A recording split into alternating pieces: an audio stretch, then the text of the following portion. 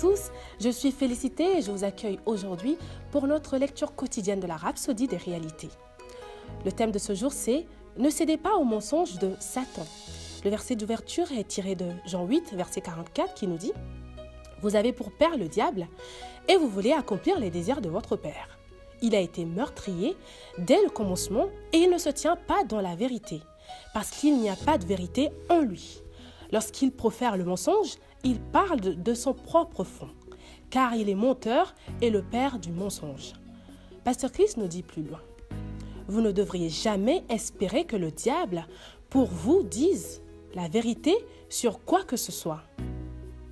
En fait, la rhapsodie veut dire que vous ne devriez pas espérer que le diable vous dise la vérité sur quoi que ce soit.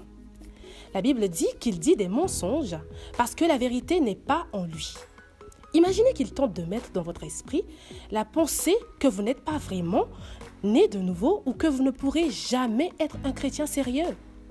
Cela ne devrait pas attirer votre attention parce qu'il vous a dit un mensonge. Rappelons ce qu'il a dit à Jésus.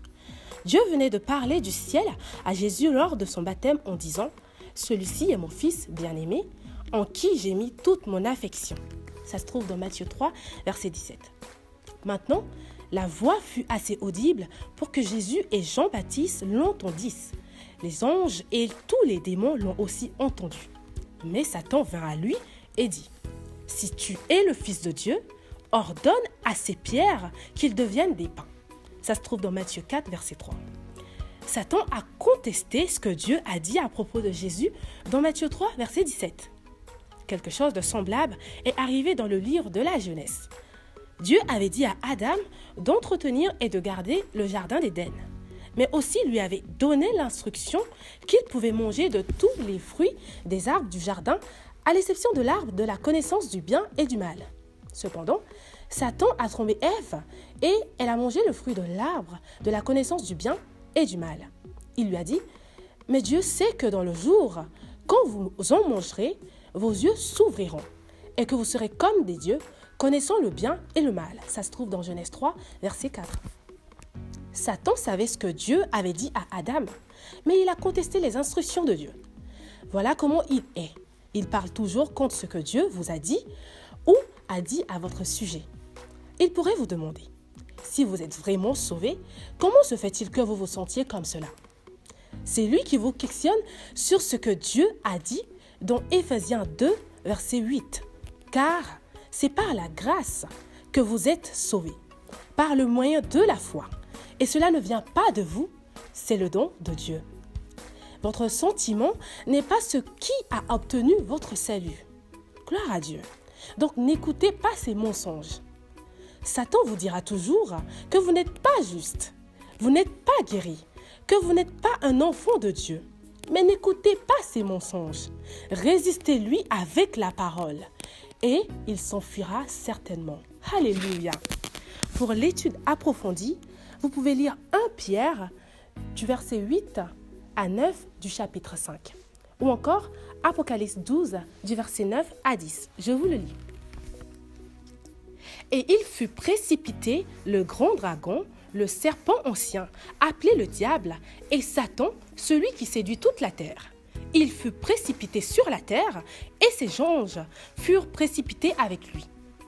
Et j'entendis dans le ciel une voix forte qui disait « Maintenant le salut est arrivé, et la puissance et le règne de notre Dieu et l'autorité de son Christ, car il a précipité l'accusateur de nos frères, celui qui les accusait devant notre Dieu jour et nuit. » Gloire à Dieu.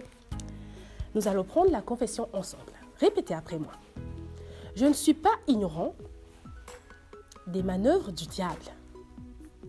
Je suis ferme dans la parole de Dieu, dans la justice, la victoire et l'amour, aujourd'hui et toujours. Me réjouissant dans le Seigneur. Alléluia! Merci d'avoir suivi la lecture de la Rhapsodie d'aujourd'hui avec moi. Je vous accueille encore une autre fois, la prochaine fois donc, pour une autre lecture. Soyez bénis et à bientôt. On se sent toujours mieux avec un ami.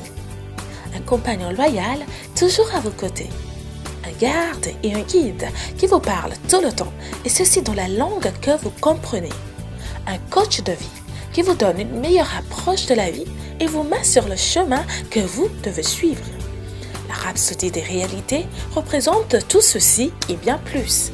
Appelez maintenant au 01 74 34 39 01 pour vous procurer une copie. Téléchargez votre appli Rhapsodie des réalités aujourd'hui. Disponible sur Google Play et Apple Store.